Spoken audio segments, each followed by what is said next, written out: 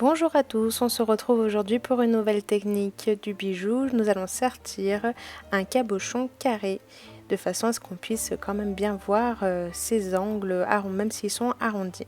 Donc vous avez besoin de votre cabochon, de perles 11-0 et de perles 15-0. Et pour le fil, moi j'ai choisi du cylon, vous prenez ce qui vous convient le mieux. Vous allez commencer par mettre 32 délicats sur votre fil. Vous allez faire ensuite descendre vos perles au milieu, de façon à avoir du fil à l'avant et à l'après. Enfin, je trouve ça plus pratique, mais après vous faites comme vous voulez, mais moi c'est comme ça que je procède. Et ensuite je vais fermer en formant un cercle en passant mon aiguille dans la première perle. Et je vais travailler à peyote. Donc peyote, c'est une perle qu'on laisse vide et on passe son aiguille dans la perle suivante. Et on fait ceci sur tout le tour. Je passe très vite sur ce passage parce que c'est exactement le même système que les autres sertis que vous pouvez déjà retrouver sur la chaîne. Une fois que vous avez mis vos perles sur vos 11-0, donc sur tout le tour, pour la dernière, vous passez dans la dernière perle où vous devez passer normalement, comme vous l'avez fait jusqu'à présent, et pensez à passer dans la perle du dessus, donc la première du cercle que vous êtes en train de finir, pour vous positionner pour continuer la suite. Donc une fois qu'on a installé les délicats 11-0, on va passer avec les rocailles 15-0. Et là tout simplement on prend une rocaille qu'on vient passer dans le trou. Donc en passant son aiguille dans le délicat qui suit. Et ainsi de suite, on fait ainsi sur tout le tour, sans trop serrer, on serrera à la fin de ce passage-là. J'en profite de cet accéléré pour vous rappeler que ce genre de technique ne marche pas toujours en fonction du nombre de perles de départ. C'est un peu le même calcul que pour faire un serti en étoile. Pour retomber sur ses pattes, il faut que on arrive à diviser son nombre de perles en 4 parties. Donc là, ça marche très bien avec 32, ça serait un peu plus compliqué avec 30 par exemple. Donc une fois que nous avons fini notre tour, pour passer au tour suivant, on repasse dans la première perle de la perle on doit passer et la première perle du premier tour de façon à se positionner au bon endroit. Et là, la petite variante avec l'étoile, c'est qu'on va commencer tout de suite à faire notre dessin. Donc une fois que vous avez resserré votre travail délicatement, que l'arrondi a commencé à se former, vous allez commencer donc en mettant déjà 3 premières 15-0, donc une dans chaque trou bien évidemment, donc une première 15-0,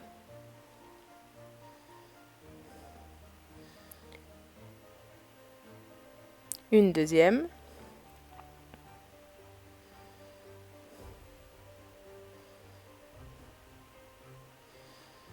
et une troisième.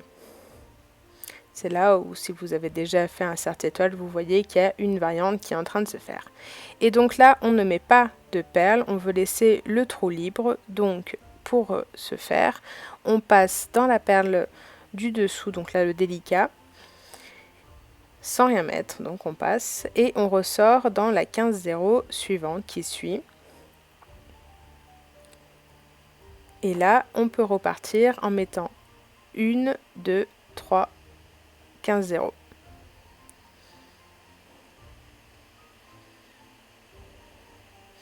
Donc du coup, comme on l'a dit, on est sur 32 perles, donc 16 divisé par 4. Ça veut dire qu'il faut qu'il y ait, on va dire, 4 perles, 3 perles, 2 perles, 1 perle. Enfin, le calcul est rapide. Et donc une fois qu'on a mis 3 perles, on crée son petit trou en passant dans le délicat du dessous et en remontant dans la 15-0 qui suit. Et à partir de là, on peut faire les deux autres côtés avec 3 15-0, un trou et 3 15-0. Et si on a bien travaillé, le dernier trou sera fait tout seul en fait.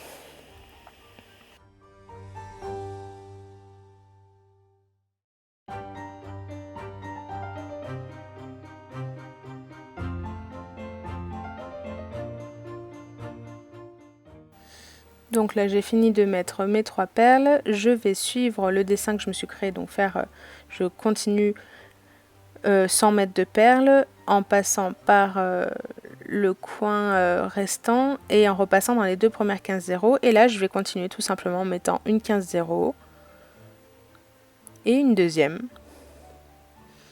Et là, logiquement, je suis dans le vide. Donc, en fait, je vais suivre le dessin que j'ai commencé à me créer. Donc, je vais suivre les deux 15 zéros et je vais passer dans le délicat qui reste. Et ensuite, je vais remonter dans les deux 15 zéros qui suivent et remettre encore en fait une 15 zéros dans chaque trou que je croise. Donc là on est sur un rang, on y va deux par deux.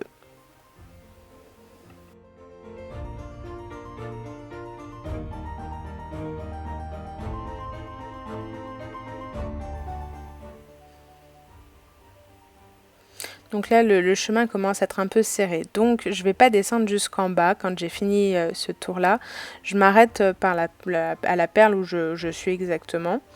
Donc c'est l'avant, enfin là c'est la dernière. Et du coup, je passe dedans et je vais prendre une 11-0 et là du coup je vais la mettre au même endroit en face. Donc en face c'est pas la dernière, c'est l'avant-dernière pour me raccrocher correctement. Je suis désolée, je sais pas pourquoi d'habitude j'ai des images plus nettes que ça, mais là je pense que j'ai changé un réglage sur mon téléphone, j'ai pas fait attention. Donc mes zooms ne servent pas à grand chose.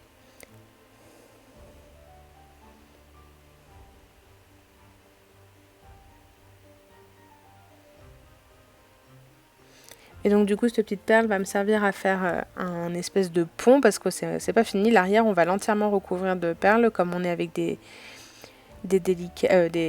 cabochons Swarovski qui sont un petit peu fragiles.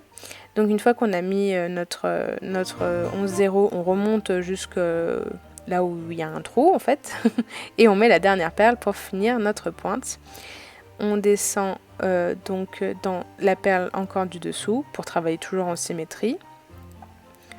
Et on va remettre une 11-0 sur notre aiguille et on va venir repiquer en face dans, en fait c'est la perle du milieu en fait, si mes calculs sont bons, ou dans la deuxième en partant du sommet, comme vous voulez. Et vous faites comme ça jusqu'à ce que vous ayez rempli tous vos sommets.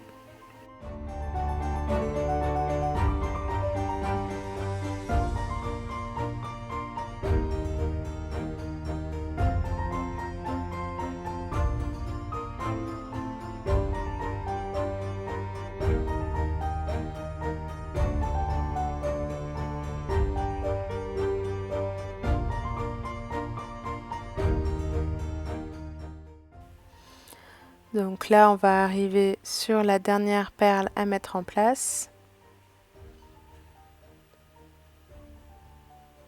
Mais du coup, on n'est pas bien placé pour continuer. Donc, on va continuer notre chemin en suivant les perles qu'on a créées, enfin qu'on a posées le tour d'avant, pour aller au sommet du côté suivant.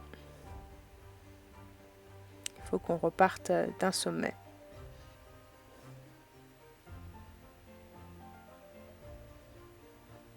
Et mon aiguille est beaucoup trop épaisse, mais c'est pas grave. On continue. Donc vous êtes placé sur votre sommet. Et du coup vous allez prendre sur votre aiguille une 8-0, un délicat 11-0 et encore une 8-0. Et vous allez tout simplement passer dans la pointe suivante, dans le sommet suivant. Et vous allez faire ça sur tout le tour. Donc encore une 8-0, un délicat, je dis 8-0, pardon, 15-0. Vous avez compris de quoi je parlais, il n'y a pas de 8-0 dans ce travail.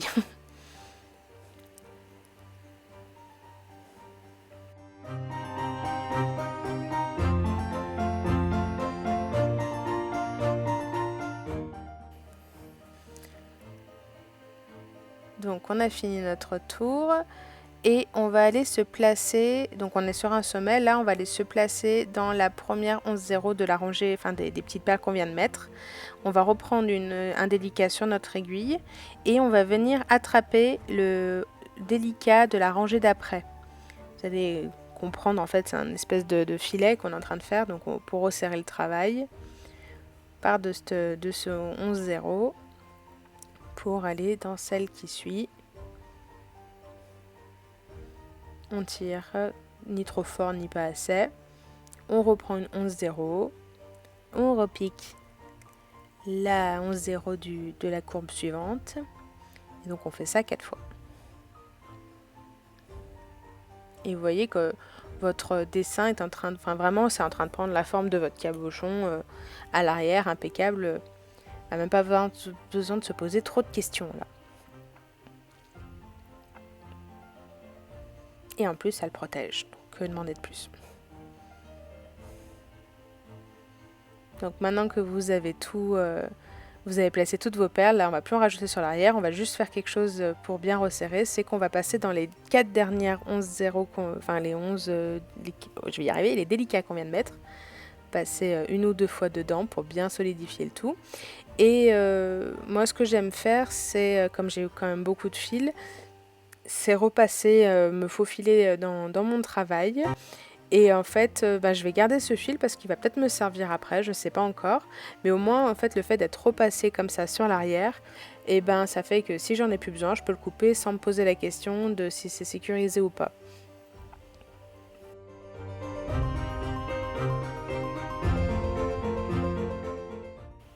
Et donc là, logiquement, je viens récupérer mon fil de devant.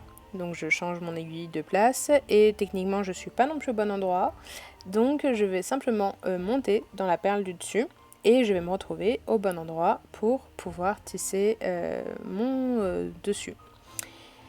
Donc vous repérez plus ou moins la forme carrée de votre travail. Mais on va commencer donc par un premier rang de 15 zéros. Donc là pareil, on va en mettre une dans chaque trou.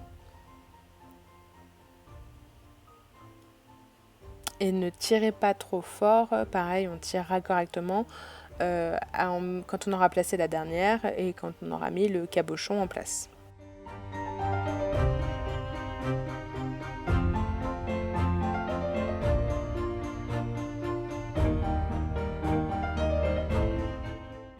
Vient le moment merveilleux de poser le cabochon, là vous allez voir qu'il va se mettre assez naturellement au bon endroit.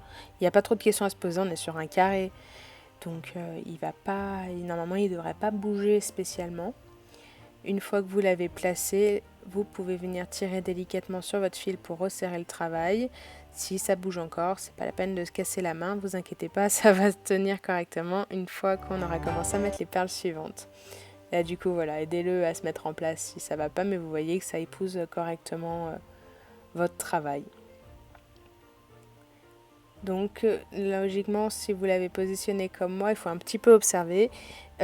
Si vous êtes là où je suis, donc au milieu d'un côté, il ne faut pas... Ah oui, pardon. Je me suis arrêtée 2 secondes parce que j'avais plus de perles.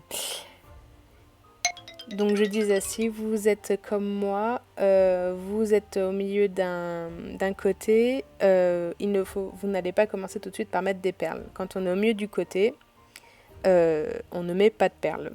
On met les perles dans les angles. Donc je vais commencer par passer dans le délicat qui suit, sans rien mettre. Je vais monter dans la 15-0. Et là, je vais mettre des perles, donc des 15-0 toujours.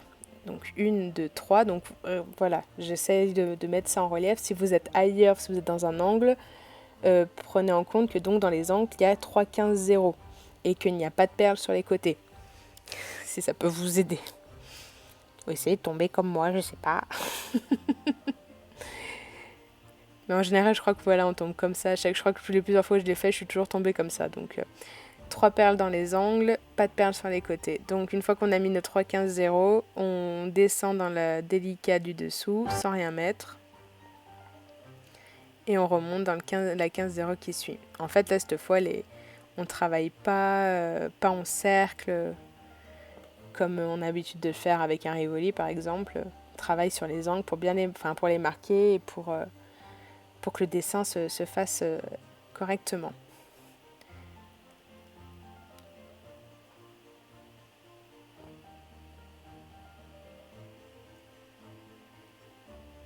Donc on met encore 3 15 0. Quand on a fini de mettre les 3 15 0, on passe dans le délicat du dessous. Et on fait comme ça pour le dernier angle encore.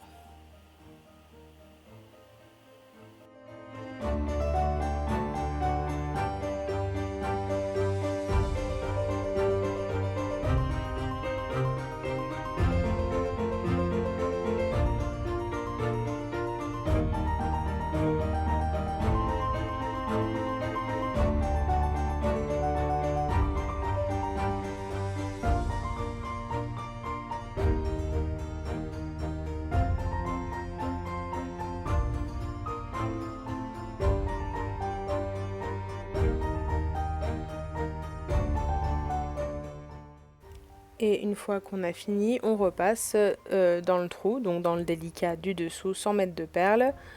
Et on remonte dans les 2 15 0 que l'on va croiser pour repartir pour notre deuxième tour, enfin notre deuxième bout d'angle. Donc là, cette fois, on va mettre une 15 0, encore une autre, et on va rencontrer les 2 15 0 déjà installés. Donc on va les suivre. Et donc du coup, on va aussi passer, si on peut, dans la 11-0, sinon on le fait en deux passages, il n'y a pas de souci. Donc on repasse par notre 11-0 et une fois qu'on est sorti du délicat, on remonte dans les deux rocailles 15-0 qui suivent pour aller dans le deuxième angle. Et on recommence en mettant une 15-0 une première fois, une 15-0 une deuxième fois. Et on reprend le toboggan et ainsi de suite jusqu'à ce qu'on ait fait nos 4 angles.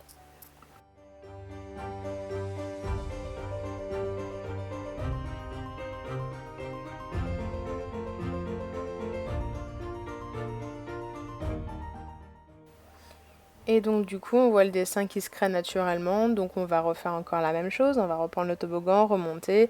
Là, je vous dis juste pour info, au cas où on ne voit pas très bien, mais vous allez donc remonter dans les 3 15 0 qui suivent et vous allez mettre la dernière perle qui va faire la pointe de votre croix. Votre dessin, au fur et à mesure, là, va être complètement fini.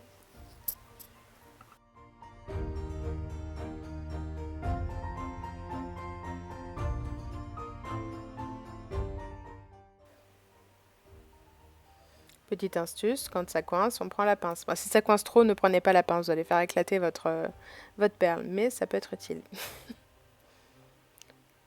Et c'est important aussi les couleurs, d'avoir des couleurs qui se ressemblent pour que le dessin ressorte correctement. C'est pas trop conseillé là, le bicolore. Ça peut être joli, mais ça peut aussi nous faire qu'on ne voit pas très bien. Prenez des couleurs en fait, où il y a du contraste. Le ton sur ton, c'est peut-être pas une super bonne idée. Et donc du coup, quand vous avez fini votre travail, vous allez redescendre sur la base pour pouvoir commencer autre chose, pour pouvoir créer un bijou avec ce que vous venez de faire. Et moi, je vais vous laisser ici et je reviendrai dans quelques temps avec une suggestion pour faire un bijou avec cette technique. En tout cas, j'espère qu'elle vous a plu. Moi, j'adore le résultat, ça fait très très joaillerie. Puis on n'a pas très envie de rajouter grand chose finalement. Juste une petite bélière et on a des jolies boucles d'oreilles ou un joli pendentif. Donc voilà, en attendant de trouver une idée et de vous la donner, je vous souhaite une bonne fin de journée. Ciao ciao!